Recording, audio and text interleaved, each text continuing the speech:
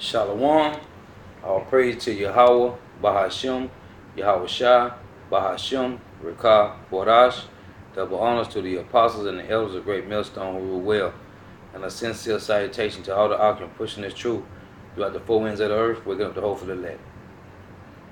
Lord's willing, this be edifying. Coming into another lesson.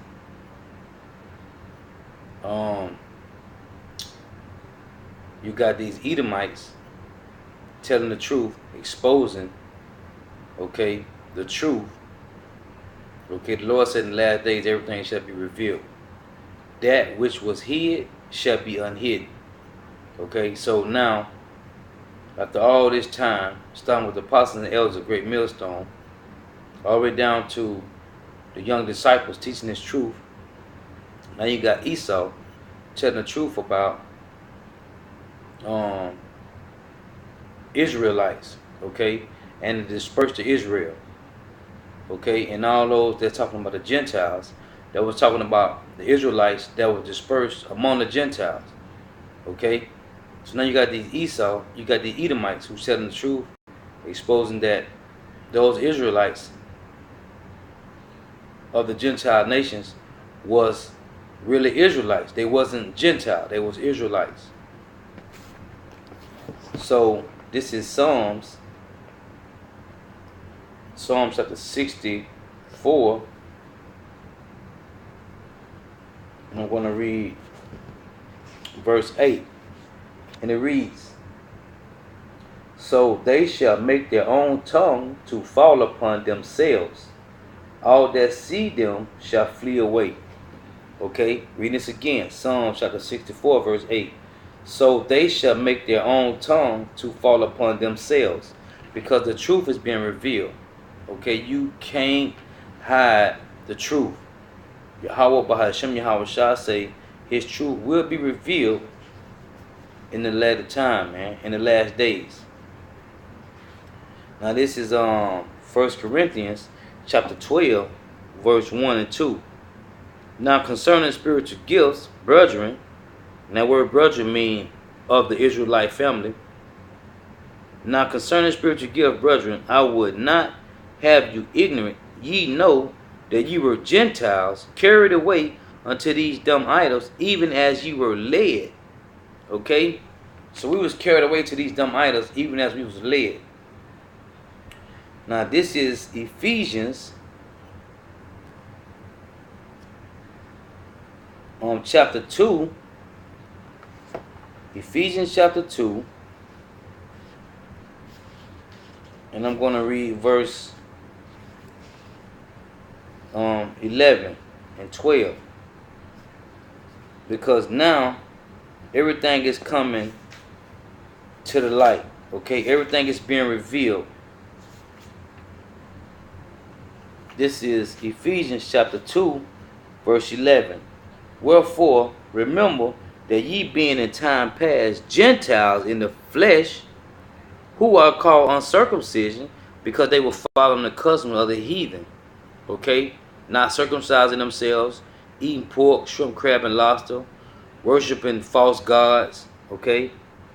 Reading this again. Ephesians chapter 2, verse 11. "Wherefore remember that ye in time past, therefore remember that ye being in time past Gentiles in the flesh, who are called uncircumcision, by that which is called circumcision in the flesh, made by hands." Okay? "That at that time ye were without Hamashiach, being aliens from the commonwealth of Israel, and strangers from the covenants of promise, having no hope, and without power in the world," and without God in the world. Okay? So they was Israelites, but they took on the customs of those heathen nations. Okay? Like Hellenists, which is the Jews that were speaking Greek, because they took on the customs of those Greeks. Okay? So they was Greek speaking Jews. Okay? That's why they tell you in Galatians chapter 3, verse 28, nor Jew nor Greek, neither Jew nor Greek, because those was Israelites that had took on Greek customs, man. Now you got Esau, Edomites, so-called white people, which revealing the truth, man. We've been saying this for years to you wicked people, man. Okay, to you false prophets and pastors, telling you the truth, man, that these are Israelites, man, who took on the customs of the heathens. Now this is Hosea chapter 8, verse 8, and it reads, Israel is swallowed up, now shall they be among the Gentiles, as a vessel wherein is no pleasure. So Israel, man, is among the heathen, where YAHAWASHI say he dispersed the nation of Israel to the heathen nations, man, all over the world, man. Okay, this is John, St. John chapter 7, verse 35. Then said the Jews among themselves, whither will he go, that they shall not find him? Will he go unto the dispersed among the Gentiles and teach the Gentiles? Those dispersed was the nation of Israel, man. Okay? They was the nation of Israel dispersed among the Gentiles. Now this is Matthew chapter 15, verse 24. And the whole purpose of YAHAWASHI, YAHAWAH sending Paul to Ephesus and Galatia and Corinth, okay, was to teach those Israelites that they was Israelites, man, and stop following the ways of the heathens. This is Matthew chapter 15, verse 24. And it reads, But he answered and said, this is YAHAWASHI, who the word ignorantly called Jesus, or Jesus Christos, or Yahshua, or Yeshua. Okay, this is what he say. His name is YAHAWASHI, the Hebrew. But he answered and said, I am not sent but unto the lost sheep of the house of Israel. Okay? I am not sent but unto the lost sheep of the house of Israel. So all those people that was in Galatia, Ephesus, Corinth, okay, they was all Israelites, man. And now you got Esau revealing the truth, man. We've been saying this for the longest of time, man. Okay, that the nation of Israel was scattered among all nations, man. Okay? Hosea 8:8 say, Israel is swallowed up, now shall they be among the Gentiles. Okay? John chapter 7, verse 35 say, whither will he go? Will he go to the dispersed among the Gentiles, man? The Israelites that was among the Gentiles. Now this is James chapter 1, verse 1, and it reads, James, a servant of God and of our Lord YAHAWASHI, of Mashiach, to the 12 tribes which are scattered abroad, greeting. Okay? So, Paul was sent to the dispersed of the nation of Israel, man. Now I'm going to play this short video, which is 6 minutes, and let you hear the truth of Esau, Edom, the so-called white race, telling the truth. And of course, we're talking about the Israelite kings of the houses of Judah, Zerah and Phares. Well, absolutely. We're talking about the dispersion of Israel. Right. And right. Paul knew that the nations that he went to were all dispersed Israelites. Yes. And his letters prove it over again and again. Yes. So that the universalists who want to interpret this phrase, the way it has been translated, you could say it like this: to bear my name before the nations, which Gentiles they assume means non-Israelites. Right. Yeah, okay. And kings, which is another separate group, whoever they might be, and the children of Israel, as if the first two were different from the latter. Right, but the grammatical construction is called a hendiatricin, and it means one by means of three. It means that all three of these entities being mentioned are actually the same. The nations and the kings of the sons of Israel is the literal reading. Yes. Okay, very good. Well, let me finish with verse 16. For I will show him how great things he must suffer for my name's sake. So for the Paul bashers, these two verses, 15 and 16, are very succinctly declaring that Paul is a chosen vessel. Absolutely. The Paul bashers are doing us a great disservice. Yeah. Because these verses not only do that, they prove that Christianity is for only Right. the lost sheep of the house of Israel. Right. Because of the bad translation, the universalists have chosen to universalize it, and the Paul bashers agree with them, not understanding the grammar here. Well, the Paul bashers' biggest mistake is simply taking for granted that the mainstream translators translated all this properly. Right. Right. Absolutely. And they botched it at every turn. Yeah. They universalized it, they twisted it and perverted it at every turn. Right. And this is one of the primary verses. Yes. Yes. Very good. So let me just one more question before we close this evening. This is Esau revealing the truth. Do you think that this false translation or this mistranslation here is deliberate, or are the King James? It appears to me, this is the conclusion that I've come to for a lot of these really bad translations, is that these translations from the Greek in the New Testament, especially the writings of Paul, it sounds to me like these King James translators didn't know Greek that well. It seems to be on many occasions that they did not know Greek that well. Okay. And that men before them made errors. Yeah. But the biggest error, the biggest sin of the translators of recent times, Yes.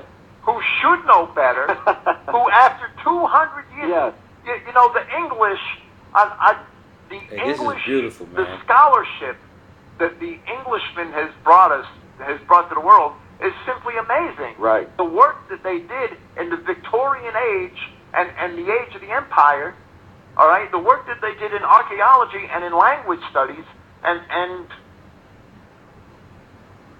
I do the best that I can to follow that legacy. Right. And that is why I use all classical English in the sense of, you know, Victorian English references. Yes. That's why I use the Liddell and Scott lexicon. Right. I don't use any of the modern trash, because a lot of that's watered down and politically corrected. Right. That's why I read the Loeb Library Greek classics, because they were all translated Esau, in like Edom, the 1920s and 30s. the so-called at white the man, peak is revealing the of truth, English man. scholarship. Okay. Most of them were translated by English scholars. Right. Right. And so we can also detect in the New Testament a lot of Catholic influence as well. Okay? Right, and in the 1600s, when the translators did translate, if indeed they knew any Greek, they had to know some, right? Right. They had to universalize. They had to accept universalized Hey, this is interpretation. beautiful, man. Yes. Because they did not. They knew they belonged in Christianity, but they did not know how. Right. They did not have the archaeology and the Greek scholarship and the scholarship in the classics Yes. that later generations had. Yeah, they did not understand that they were Israelites, and the Jews were making the claim that they were Israel, and so then who are we? Right. It's probably what they were thinking. They just took for granted the Jewish definitions of a lot of terms, like Right. Gentiles. Right. Right. But Jerome, when he translated the Vulgate, you know, there are other words besides gentilis that he could have used. Okay. But a gentilis indicates somebody of the same race. Yes. Not necessarily of the same nation, but of the same race. Of the same race. Exactly. And there are other words in Latin that denote people of other countries Yes. that don't make that distinction. Okay. That don't have that connotation. Right. And the whole world has been fooled by the Jewish redefinition of the word Gentile to mean non-Jew. And it never did. And it never did. That's right. And Paul, you know, the commission here to Paul is to go and bring the name of Christ before both Yes. the nations and kings of the sons of Israel. Aha. Right. And Paul's epistles prove over and over again, and he does it to the Romans, and he does it to the Corinthians, that they are the dispersed children of Israel. Yeah, Right. that's beautiful, And man. if Paul was going to pervert Christianity, we'd have an epistle of Paul to the Ethiopians, an epistle of Paul to the Egyptians, The black an people. epistle of Paul to the Hutus and the Tutsis. Right. We don't have that. There's no epistle of Paul Right. to the Arabs. Khan. There's no epistle of Paul to the Babylonians. Exactly. There's no epistle of Paul to the Edomites. Yeah, that's Right. beautiful. Paul Right. could have very easily perverted Christianity. Right. And The Paul bashers are just idiots for not seeing that. And of course, Done. in other books, Paul definitely says that the Edomites are vessels fit for destruction. Of Edomites are right. vessels that are fit for destruction, And it doesn't man. include any nation that's non-Israelite. Right. Come. Every one of those people Paul wrote an epistle to were dispersed Israelites. Right. Dispersed Israelites. Descendants of Ishmael, which is your today. Hey, this is Esau Edom, man, telling this truth, man. Okay? This is Esau Edom, man, telling you the truth. Okay? This is Esau Edom telling you this truth, man. And I'm going to read this again, man. This is Psalms chapter 64, verse 8. So they shall make their own tongue to fall upon themselves. Okay? This is Esau Edom, the so-called white man, telling the truth, man, about the dispersed of Israel, man. Okay? Now you can't get around this. I don't care who you is, or where you from, or what you about, man. This is only for the nation of Israel, man. Now these are men who hold themselves in high scholarship, man. Okay? That's telling the truth, man. Hey, Hosea 8 and 8, man. 1 Corinthians chapter 12 and 1. Okay? Ephesians chapter 2, 11 and 12, man. Matthew chapter 15 and 24, man. This is only for the nation of Israel. Okay? Hey, so with that, I want to say all praise to YAHAWAH, BAHASHEM, YAHAWASHI, BAHASHEM, Rekah, Kodash. Double honors to the apostles and the elders of Great Millstone who rule well, who teach well. And a sincere salutation to all the occupants pushing this truth toward the four winds of the earth, waking up the hope for the elect. The Lord's willing, this will edify. Shalom.